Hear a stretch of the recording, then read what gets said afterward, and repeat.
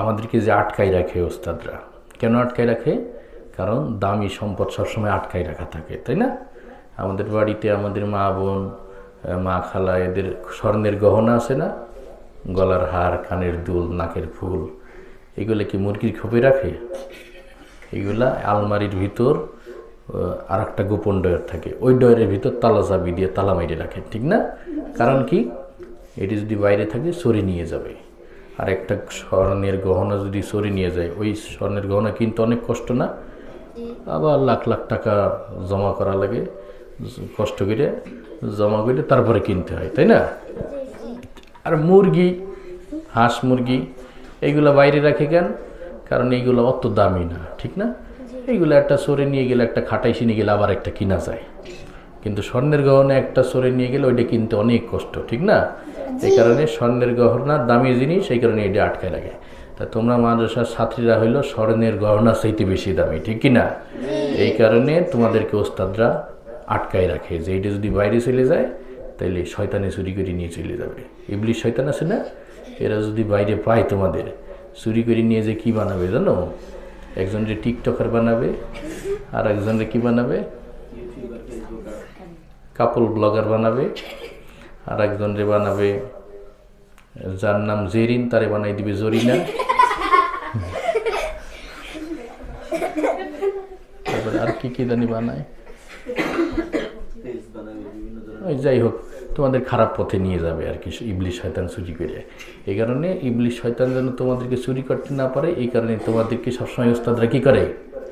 আটকায় রাখে, কারণ তোমরা দামি জিনিস, ঠিক না?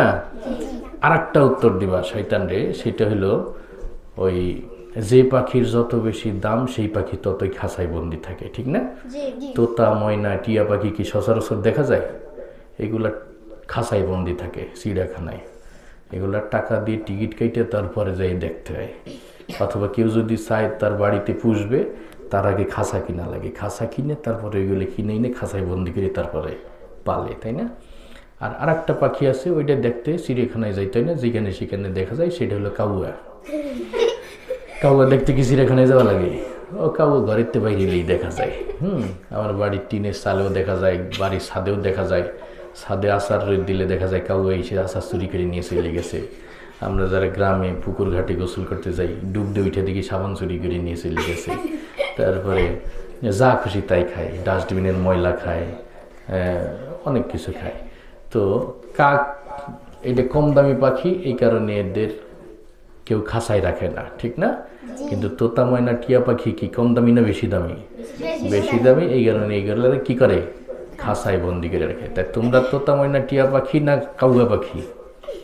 তোমরা তোতা, ময়না, টিয়া পাখি, এই কারণে তোমাদেরকে ওস্তাদের খাঁচার মধ্যে বন্দি করে রাখে, ঠিক আছে না? আমরা দামি হওয়ার কারণ কি? দামি হওয়ার অন্যতম একটা কারণ হলো আমরা যে পড়াটা পড়ি সেই পড়াটাও দামি, ঠিক না? আমাকে পড়ার প্রতিটা হরফে হরফে নেকি পাওয়া যায়, তাই না? আলিফ বললে কয়টা নেকি? 30টা নেকি। বা বললে 30টা, তা বললে 30টা। স্কুলে এ বললে কয়টা নেকি?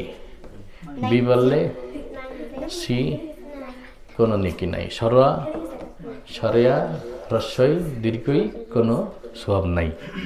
আর আলিফ বাতাসা বললে প্রতিটা হরফে হরফে নেকি পাওয়া যায়, তাই না? আবার আমাদের মাদ্রাসায় সর্বপ্রথম যে মানুষটা ভর্তি হয়, সে প্রথম সবক শেখে কি? আলিফে আল্লাহ, বাতে বাইতুল্লাহ। অর্থাৎ জীবনের প্রথম সবকে সে তার নিজের সৃষ্টিকর্তার পরিচয় পেয়ে যায়, তাই না? আল্লাহর পরিচয়।